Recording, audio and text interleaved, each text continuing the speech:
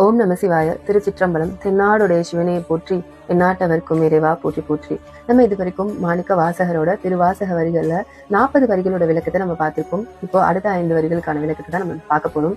இது வரைக்கும் யாராவது பார்க்காதவங்க இப்பதான் இதை புதுசா பாக்குறீங்க இந்த வீடியோவை அப்படின்னா, 40 வரிகளுக்கான விளக்கம் டிராவல் வித் ராடி யூடியூப் சேனல்லையும், டிராவல் வித் ராடி இன்ஸ்டாகிராம் ஐடியிலையும் இருக்கு. நீங்க போய் பார்த்துக்கலாம்.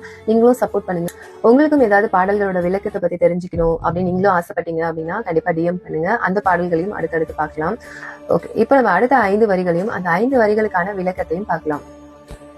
ஆக்கம் அளவு இறுதி இல்லாய் அனைத்துலகும் ஆக்குவாய் காப்பாய் அழிப்பாய் அருள் தருவாய் போக்குவாய் என்னை புகுவிப்பாய் நின் தொழும்பின் நாற்றத்தின் நேரியாய் சேயாய் நனியானே மாற்றம் மனம் கழிய நின்ற மறையோனே.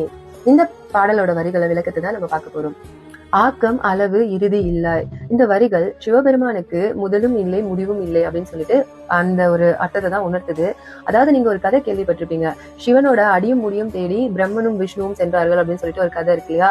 சிவன் வந்து லிங்கோத்பவ வடிவத்துல இருக்கும்போது சிவனை தேடி யார் பெரியவர் அப்படின்னு சொல்லிட்டு விஷ்ணுவுக்கும் பிரம்மாவுக்கும் இதே ஒரு சண்டை நடந்தது. அதுக்கப்புறம் இதுக்கு நடுவில் யாரோ இருக்காங்களே அப்படின்னு சொல்லிட்டு அவங்க யாரும் தேட போய் அவங்களோட அடியும் முடியும் தேடணும் அப்படின்னு போய் வாராக ரூபத்துல வந்து விஷ்ணுவும் அன்ன ரூபத்துல வந்து பிரம்மாவும் வந்து போயிட்டு கண்டுபிடிப்பாங்க. சோ அதுக்கப்புறம் வந்து சிவபெருமானுக்கு வந்து அடியும் இல்லை முடியும் இல்லை அப்படின்றது அப்பதான் வந்து அவங்க உணர்வாங்க இல்லையா? சோ அதே உணர்வை தான் மாணிக்க வாசகர் இங்க கொடுத்திருக்காரு. சிவனுக்கு வந்து அடியும் இல்லை முடியும் இல்லை, முதலும் இல்லை ஆரம்பமும் இல்லை முடிவும் இல்லை அப்படின்றதுதான் வந்து இந்த வரிகள் உணர்த்துது. அனைத்துலகும் ஆக்குவாய் காப்பாய் அழிப்பாய் அருள் தருவாய். அதாவது இந்த உலகத்தை படைக்கிறதும் சிவபெருமான் தான், காக்குறதும் சிவபெருமான் தான், அழிக்கிறதும் சிவபெருமான் தான், அடியனுக்கு அருள் புரியறதும் சிவபெருமான் தான்.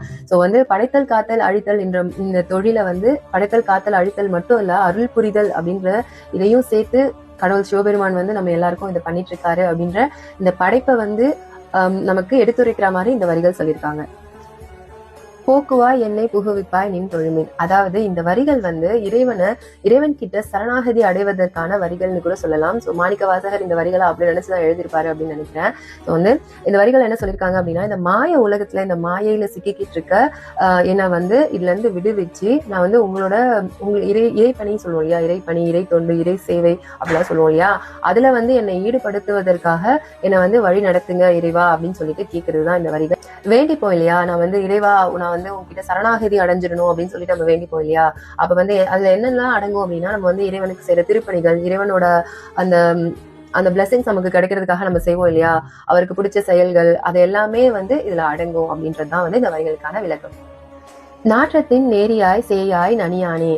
அதாவது ஒரு பூ மலர்ல வந்து வாசனை வந்து எப்படி எல்லா இடத்துலயும் நிறைஞ்சிருக்கு இல்லையா? சோ அந்த மாதிரி